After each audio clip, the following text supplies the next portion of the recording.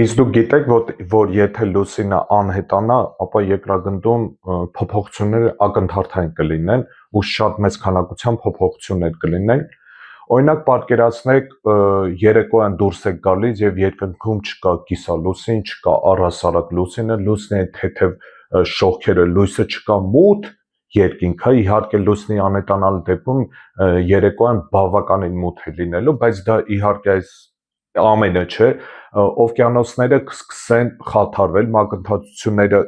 օվկիանոսների կխաթարվի, որովհետև լուսնի գրավիտացիայի շնորհիվ այնտեղ մակընթացությունները նորմալվորվել են, օվկիանոսներում գտնվող կենդանիները կսկսեն էլ չապրել, որովհետև իրանք արդեն սովորել են այդ ամեն ինչի մեջ ապրել ու հենց այդ պատճառով լուսնի անհետանալով կսկսեն չապրել։ Եվ իհարկե ամենակարևորը երկրագնդի պտույտն է, լուսնի գրավիտացիայի շնորհիվ մեր երկրագնդի առանցքները, բևեռները, այսինքն մի փոքր թեքություն ունեն, բայց լուսնի անհետանալու հետևանքով այդ թեքությունը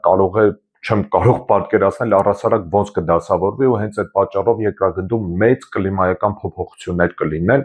Իհարկե աղետալից է երկրագնդի համար լուսինը, եթե դրուկ պրոստը անհետանա։ Այսօր այսքանը, հետո մեկի մեջին մեկնաբանություններում գրում եք ձեր կարծիքը եւ անպայման վիդեոն լայքում եք